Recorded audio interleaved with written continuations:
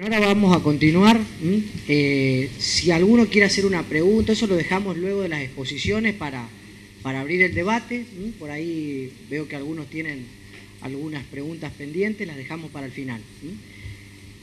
Va a seguir el ingeniero Rubén Gabellini, seguramente conocido por muchos de los presentes.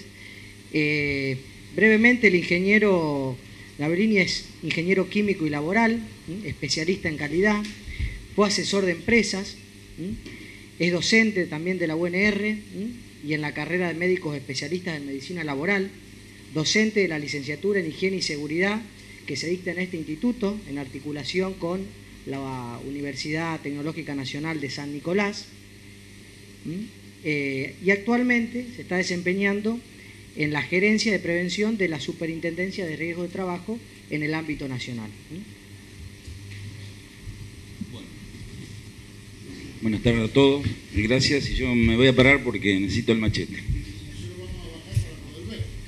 Bueno, gracias.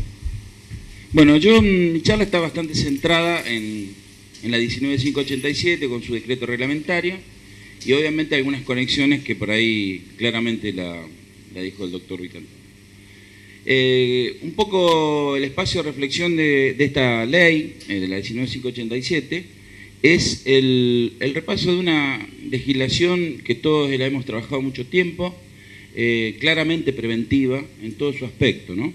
Esta ley ha sido sancionada el 21 del 4 del 72, bueno, consta de 3 artículos, luego el decreto reglamentario hace de esta ley, ¿no es cierto?, un desarrollo técnico y legal, pero más que nada técnico, para aplicarla bastante importante, que es lo que nos permite a todos los profesionales, ¿no es cierto?, desarrollarnos en todos los ámbitos en los cuales estamos.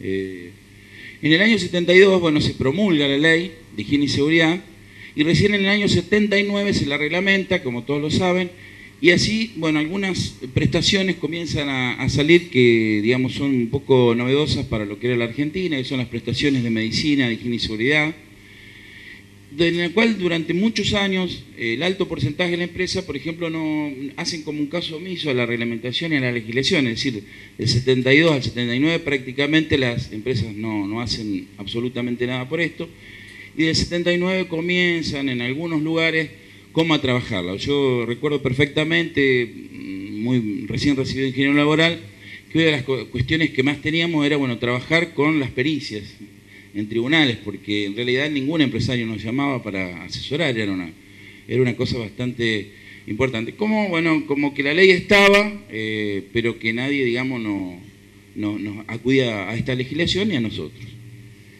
En el año 1995 se promulga la ley de riesgo de trabajo, que se crea el actual sistema de riesgos de la aseguradora de riesgo del trabajo. Después hay algunos decretos interesantes, como el que reglamenta los servicios de medicina, higiene y seguridad, que son novedosos en el sentido que no existían.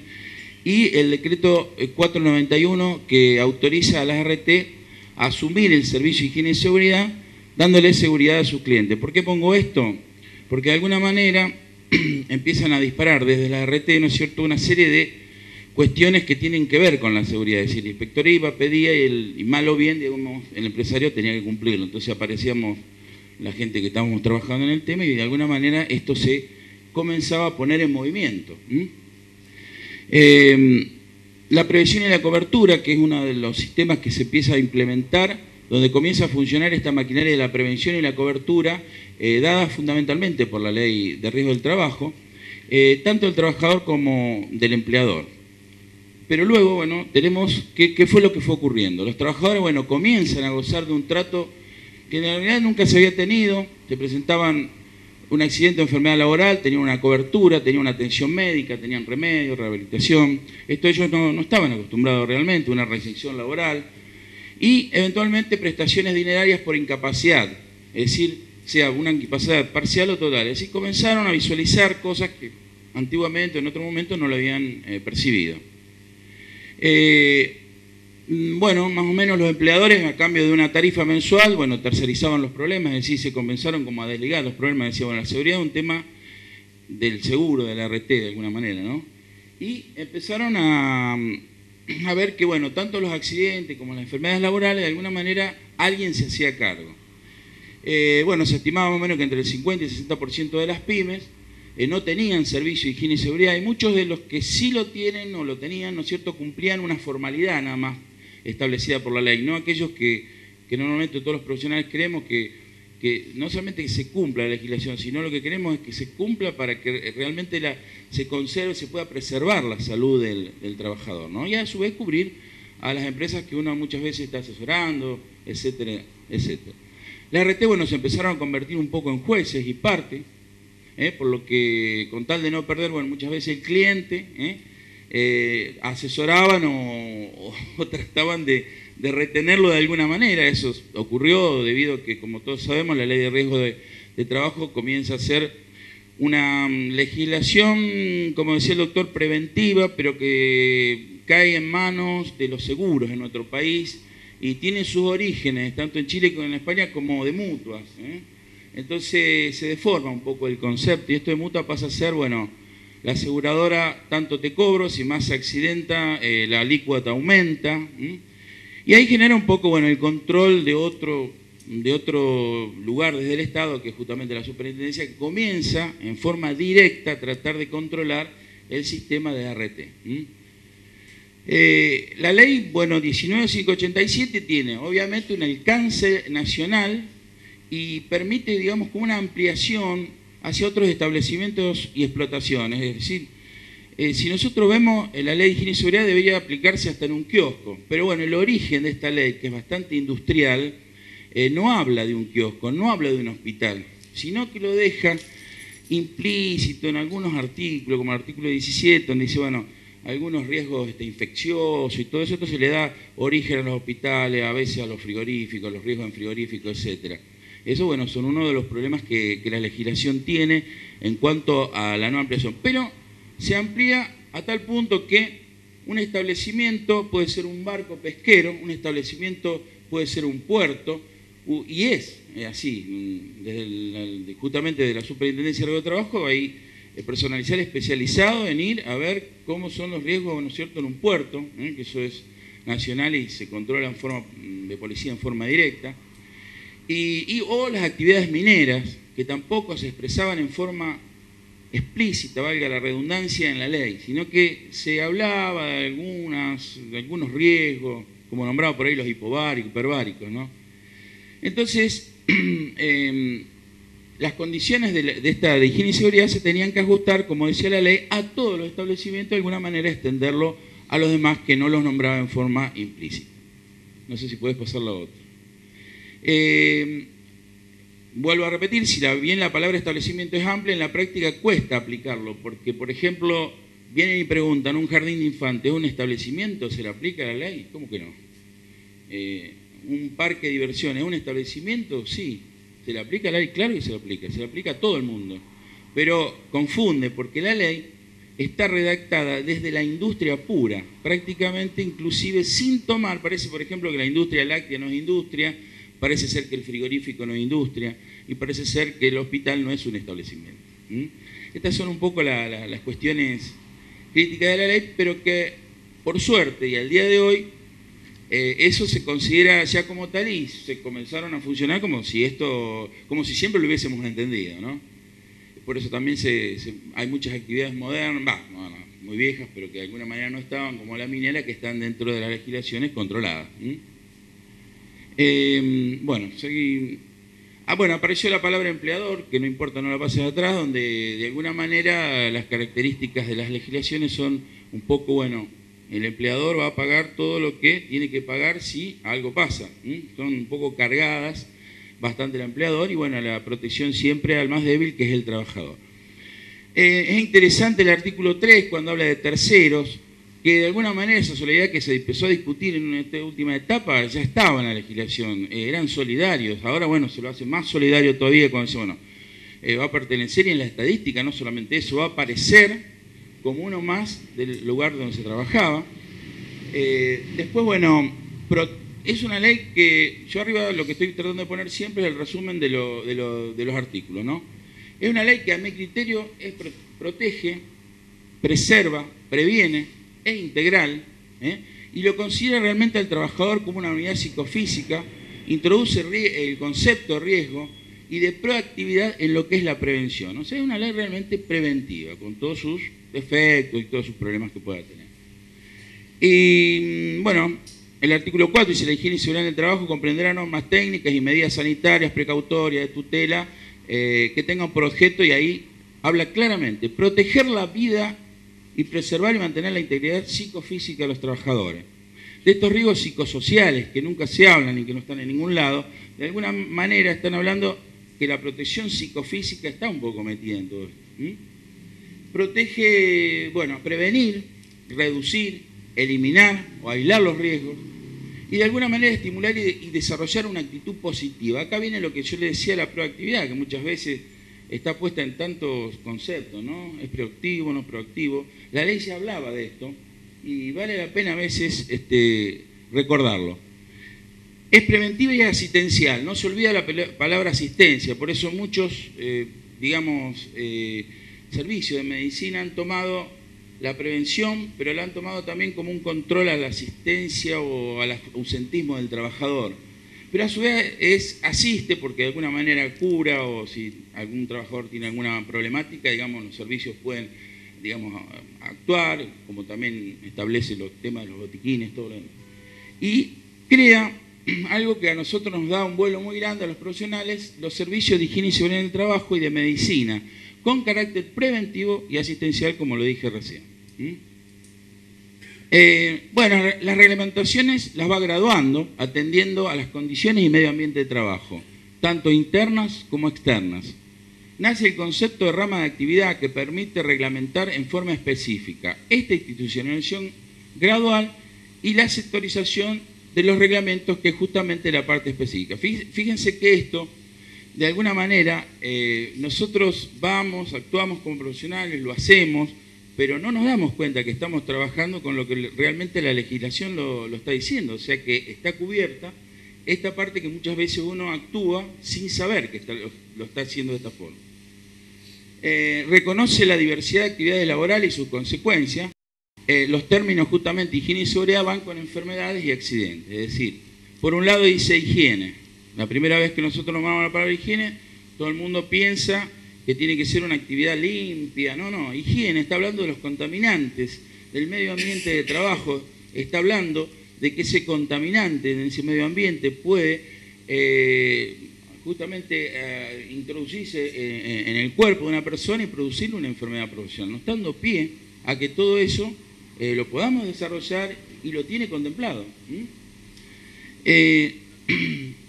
Bueno, sigo con la otra porque más o menos deviene el concepto de investigación del accidente físico. Bueno, acá se queda un poquito corto con los términos. La ley dice físico, fisiológico y psicológico. Hoy le podemos agregar ergonómico, psicosocial, es decir, hay un montón de conceptos que la ley en ese momento cuando sale no los tiene. Igual se los trabaja en la actualidad, porque muchos que puedan lo adosan, lo llevan adelante. Entonces, pero a mí lo que más me gustó es la investigación de los factores. Investigar significa realmente encontrar las causas verdaderas para poder corregir lo que mañana no le tendrá que pasar a otro trabajador. Y esto de la investigación se fue desarrollando a tal punto que tenemos los árboles de causa, que si lo trabajamos en forma real y concreta nos llevan a conclusiones extraordinarias. El árbol de causa deja de victimizar al trabajador para encontrar la verdadera causa física del problema y poder tratarla, porque un trabajador que dice que se accidentó por error humano, yo el error humano no lo puedo ir a corregir, pero si el error humano llegó porque se resbaló en una mancha de aceite, la mancha de aceite sí la puedo corregir. Y este árbol nos va llevando hacia estos lugares. Entonces la investigación permite realizar estadísticas, centralizar datos y, por ende, determinar causas epidemiológicas para prevenir accidentes y enfermedades profesionales. Obviamente arriba está mi conclusión y abajo está un poco lo que dice la ley. Esto es muy importante. Nuestro país no tiene estadísticas. Las estadísticas comenzaron a nacer cuando todos los empresarios comenzaban a mandar obligatoriamente las estadísticas a las RT. Ahí comenzamos. Entonces la gente decía en la calle, en la verdulería y en la carnicería, che, viste, hay accidentes en nuestro país. En realidad no es que hubo siempre. En realidad hoy por hoy se podían registrar. País que registra, país que tiene obviamente una serie de, digamos, de datos para poder determinar y dictaminar epidemiológicamente cómo resolver las cosas. Nosotros somos un país que las estadísticas, los datos, no tenemos. Por eso cuando salimos por televisión a decir, sí, tal lugar contamina y vamos a ver cuántos muertos hubo, vamos a los hospitales y todos murieron por paro cardíaco, no sabemos de qué se enfermó, el médico jamás puso en su ficha en qué trabajó. ¿Cuántos médicos, donde vamos nosotros, nos pregunta de qué trabaja? Si nos duele la cabeza nos cura el efecto, el dolor de cabeza. Y nuestro dolor de cabeza puede llegar a venir por un cárcel laboral, por decirlo de alguna manera. Vamos a exagerarlo, total. Entonces, no tenemos esta estadística. Nuestro país está...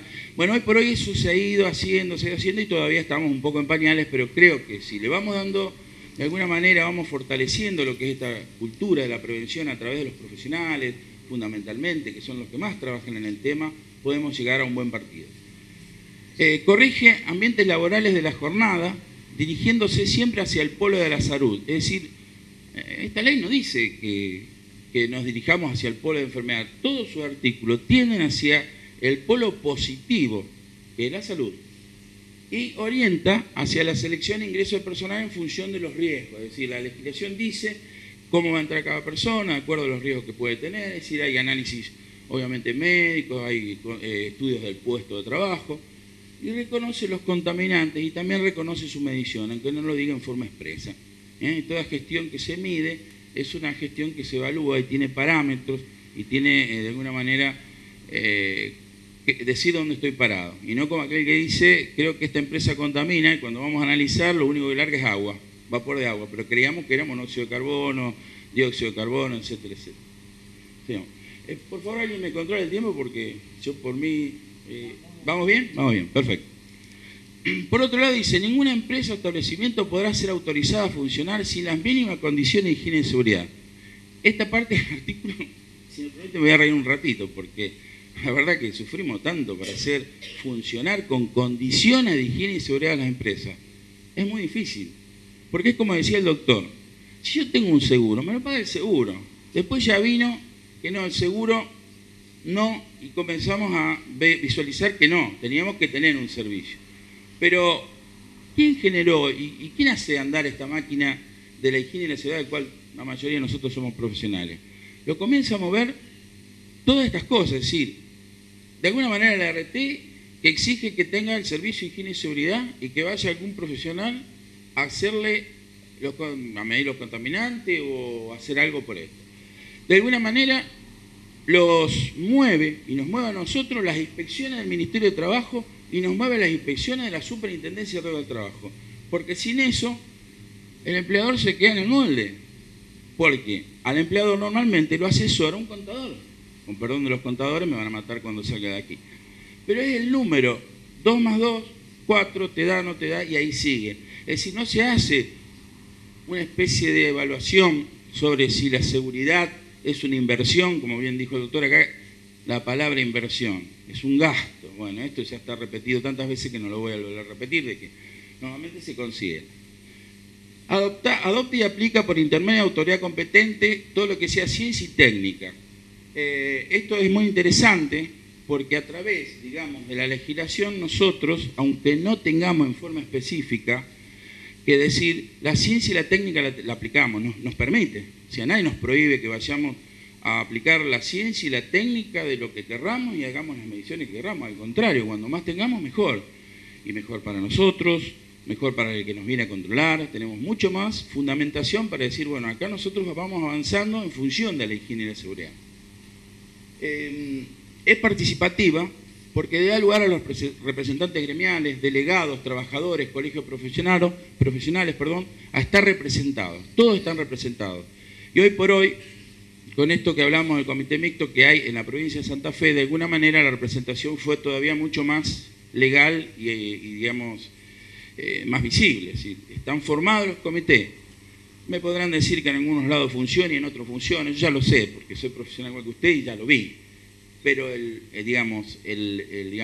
la esencia está dada. Yo tengo que aplicarla. Esto lo mueven ustedes, lo movemos nosotros, lo movemos los profesionales que estamos en el medio de esto. No se va a mover solo de por sí porque el Estado lo diga, porque hace una legislación. Legislaciones siempre hubo, pero el tema es moverlas de alguna manera. Permite y recomienda observar, ratificar normas, convenios, y así, por ejemplo, indica a los organismos de la Organización Internacional del Trabajo, la OIT. Y acá, como estuvo Rodríguez, el ministro de Trabajo, que venía de la OIT, fue uno de los que más aplicó y sacó cuestiones que tenían que ver con la OIT. Entonces nuestra provincia se acostumbró a la palabra OIT. Y ni hablar en la superintendencia, todo está fundamentado en la Organización Internacional de Trabajo, o sea, nos permitió. Pero esto va mucho más allá. A mí me ha tocado pericias donde de alguna manera la legislación se me terminaba y no podía seguir opinando sobre el tema para, ayudar en un juicio. Entonces me iba a los reglamentos un poquito más arriba y si no existían estos ya me iba a los reglamentos de la OIT. Y los ponía y se validaban porque obviamente cuando no existe una legislación está. Pero lo que yo quería destacar es que la legislación lo tiene. Esto está sacado, copiado de la 19587. Bueno, aparte habla de que las recomendaciones tienen que ser dadas, conocidas universalmente y habla también de la difusión. Otra cosa importante que incorpora la 19587 en este recuerdo que tenemos, en el cual todos hemos trabajado, es la realización de los exámenes médicos preocupacionales y los periódicos, de acuerdo a las normas que se establezcan en las respectivas reglamentaciones. Esto es muy importante porque hace un control trazable de la salud del trabajador. Sabemos cómo ingresa, sabemos qué le está pasando y de última también en algún momento se implementaron los postocupacionales, pero es una manera de que nosotros tengamos un control en la salud del trabajador, porque hasta acá que hemos hablado de esto, lo que les voy a decir es que si la salud del trabajador, si el trabajador tiene salud, evidentemente tiene salud la empresa, evidentemente tiene salud la sociedad, y evidentemente tiene salud la provincia, evidentemente tiene salud la nación. ¿Y para qué queremos ciudadanos sanos? ¿Somos ingenieros?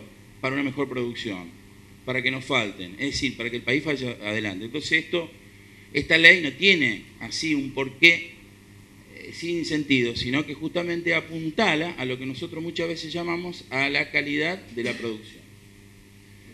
Permite, que la seguridad nazca desde el diseño, porque habla que nosotros tenemos que comenzar a diseñarla desde el plano, considerando todo, los contaminantes físicos, químicos, biológicos y hasta ergonómicos de los puestos, sin decirlo en forma explícita, obviamente ahora en este momento sí, con algunas resoluciones, y algo raro, habla de los efluentes, tiene un capítulo que dice los efluentes que la fábrica tiene, que de alguna manera nos da conexión a lo que después es medio ambiente hacia el exterior.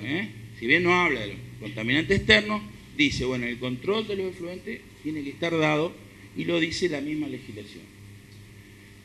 Las reglamentaciones de las condiciones y medio ambiente de trabajo las contempla en todo aspecto, en las protecciones de máquinas, de instalaciones, eléctricas. Habla de las protecciones, cuando habla de las protecciones de máquinas, habla de protección del trabajador cuando habla de los EPP. Habla de la identificación, de la rotulación, y que esto hace que, no solamente prevenga, sino proteja. Y también habla de la protección de los incendios, del cual hay un capítulo entero en el 351 que lo legisla, del cual, si podemos hacer alguna crítica, una de las mis críticas sería que todo ese capítulo está ya un poquito viejito, habría que renovarlo porque hay muchas normas, la NFPA, etc. Pero ellos lo hicieron, es decir, el capítulo está, uno puede aplicar mejores normas que eso. Por otro lado, obliga al empleador a construir, equipar, proteger, resguardar y brindar una condición y medio ambiente de trabajo saludable con operaciones y procesos saludables acerca de este polo de la salud. Por eso le decía que toda la legislación carga un poco siempre sobre el empleador. El empleador siempre de alguna manera va a tener la culpa si no lo protegió. Esto creo que viene un poco de la ley de contrato de trabajo, el artículo 75, ¿no? Donde ya dice, el empleador va a tener que proteger a sus trabajadores. Y el trabajador solamente va a tener un problema si está violando las normas, si no cumple. En algún lado de esta legislación dice, por ejemplo, que tiene que ser colaborador. Y ni hablar en los comités mixtos. que hay artículos específicos donde dice que el trabajador tiene que colaborar con la higiene y seguridad y no puede discutir el salario, tiene que colaborar con la seguridad. Valga si el salario no es parte, mejor dicho, si la salud no es parte del salario, ¿no? Si yo no me enfermo, evidentemente gano mucho más plata que si me aumentan 1.000 o 2.000 pesos más y estoy enfermo. ¿Para qué me sirve, no? Bueno, seguí con la otra. Previene, preserva y ordena el CIMAT en relación directa al trabajador. ¿Por qué? Le dispone exámenes preocupacionales, dice que hay que mantener en buen estado de conservación todo lo que sea maquinaria, instalaciones, las instalaciones de los equipos, cómo que tiene que ser, la renovación del aire. Por ejemplo, la renovación del aire, sí, lo dice la ley. No hay un buen desarrollo. En este momento la superintendencia está trabajando por un nuevo protocolo de ventilación. Es pobre lo que dice, pero uno puede ir y hacer ventilación como corresponde. Hay un montón de libros y cumple con este artículo sin irse a 351, que si yo voy con ese librito digo, bueno, mira, lo que dice acá es que tenés que renovar tanto el aire y chao, y se termina ahí. Uno puede hacer más, es decir, no está prohibido. Bueno, la próxima. En cuanto, bueno, a la parte de incendios, acumulación también de sustancias peligrosas, habla bastante, habla de primeros auxilios, habla de las advertencias que tienen que tener los avisos, que tienen que ser visibles, y esto tiene toda una interrelación directa, todo lo que es condición y medio de trabajo con el trabajador, es decir, no lo aísla el trabajador. Algunas normativas viejas, que han sido renovadas, apuntaban solamente al medio ambiente. Por ejemplo, decía, medimos carga térmica y medíamos la temperatura del globo, sacamos el TBC y se terminaba. Hoy la 295 dice, no, el médico también tiene que ver la interrelación que hay entre ese medio ambiente y ese trabajador. Entonces esto ya se amplía. A lo mejor esto es uno de los efectos que pudo haber tenido. Hoy está superado. Habla por eso de estrés térmico, habla de estrés por frío.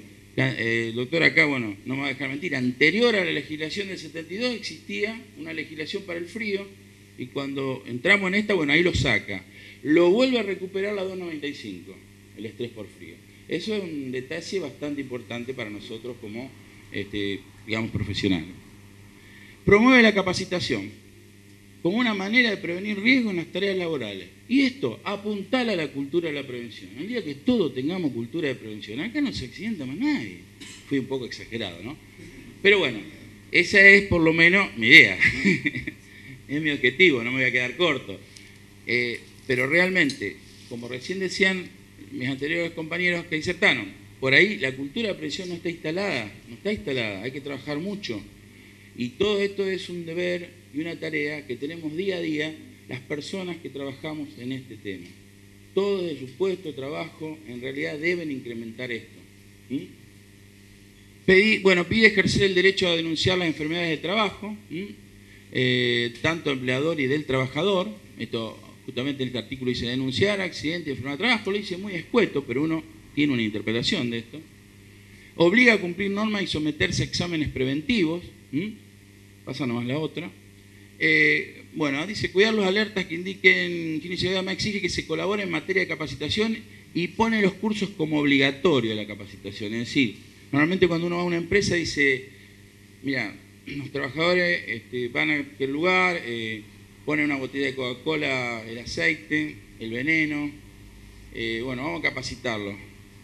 Pero esto hay que hacerlo dentro del horario de trabajo. Claro que es dentro del horario de trabajo, acá lo exige, porque es parte de este motivo de la ley, lo que sea, hacerlo dentro del trabajo. Es decir, no podemos decir venir en otro horario.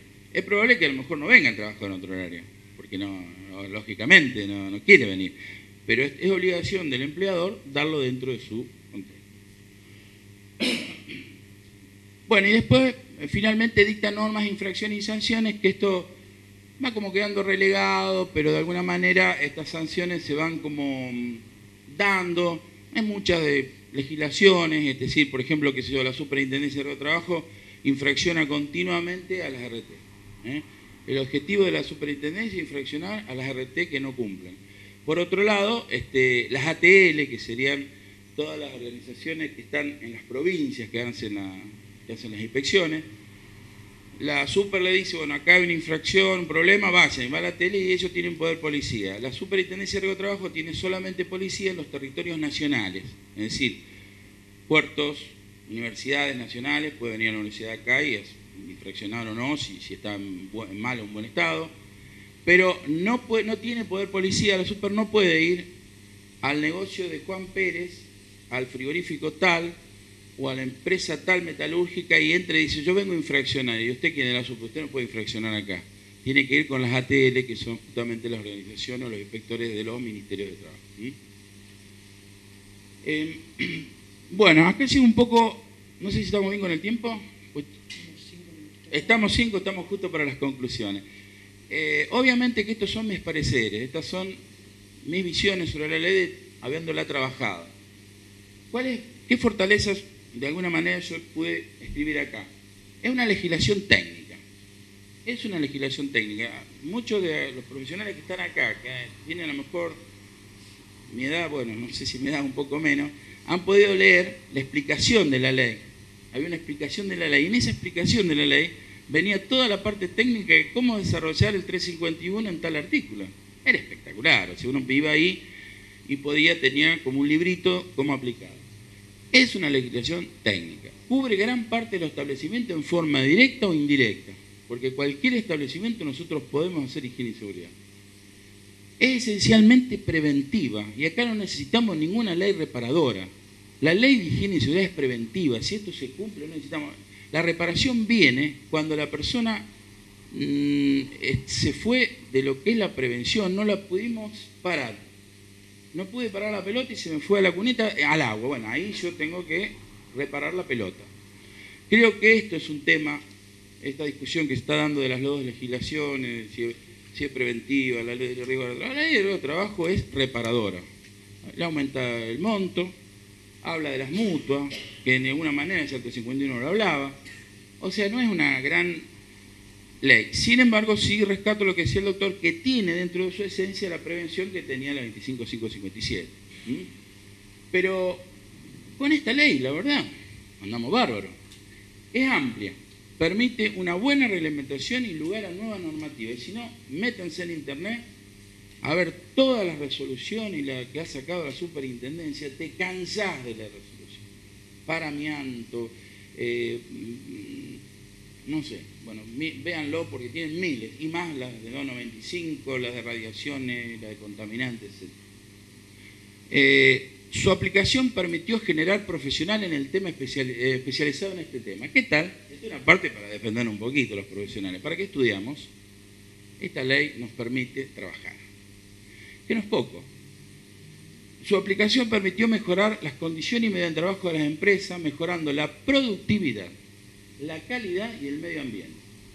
Y aplicarla, para mí, apuntarla a lo que es la cultura de la prevención. De a poco, pero la va apuntando. Imagínense que hablar de cultura no es una cosa sencilla. ¿Terminamos acá? No. Te fuiste para atrás, me parece. Bueno. Otra fortaleza, destraba conflictos donde participan trabajadores con sus sindicatos. Muchas veces, si uno trabaja con esto, puede negociar, puede decir, bueno, vamos a hacer tal cosa. El empresario dice, bueno, yo voy a hacer la protección acá, pero la otra no puedo. En cambio, lo otro que genera, si no me hace la protección, piquete. Es decir, esto destraba, permite el diálogo, permite la comunicación, como permitieron los comités mixtos. Eso para mí permitió el diálogo y eso aflojó mucho las tensiones. Permite agregar un plus a los avances de los derechos ganados de los trabajadores, mejorando la salud de los mismos y por ende de las empresas y de sus empresarios. Es decir, no sé si higiene y seguridad solamente para que la salud del trabajador esté mejor. Va a tener mejor la salud de la empresa. Esto hay que tenerlo claro. Nos coloca en igualdad de condiciones ante el mundo, porque cuando nosotros no teníamos esta legislación, el mundo la tenía. Y a lo mejor algunos artículos por ahí se los copiamos, porque para copiar somos bárbaros. Pero no importa. La pusimos en pie, se instaló. Al día de hoy creo que está bastante instalada en un buen porcentaje y eso creo que ya nos hace bastante grandes como país. Permitió a través de las estadísticas una ubicación real de nuestros accidentes y enfermedades profesionales. Relevó y reveló accidentes y enfermedades ignoradas. A raíz de las investigaciones, en algunos lugares empezamos a descubrir que el sílice era peligroso, que la neumoconiosis existía. empezamos a descubrir que la hipoacusia existía cuando ya lo había descubierto Ramazzini en el año 1400 y pico. Qué atrasado que estamos realmente. Mejoró la salud de los ciudadanos, apuntalando la salud de una nación. Esto me parece que es bastante importante. Debilidades. Es una normativa pensada de la típica industria de producción, lo que decía antes, y por ahí deja fuera establecimientos educativos, hoteles, hospitales. No hacía la esencia de algunos artículos. A mí me da la idea de que lean el artículo 17, el 351, y me parece como que todo lo que se olvidaron lo pusieron en el 17. Porque se acuerdan de que existen las infecciones, existen... no me acuerdo si los riesgos hipobáricos, creo que no está en ese capítulo, no me acuerdo tanto. O está, bueno. Y todo esto parece que todo... Pero bueno, se acordaron, lo pusieron, ahí nos salvan, digamos, nos tiran como una soga para decir, bueno, existen, lo podemos tratar.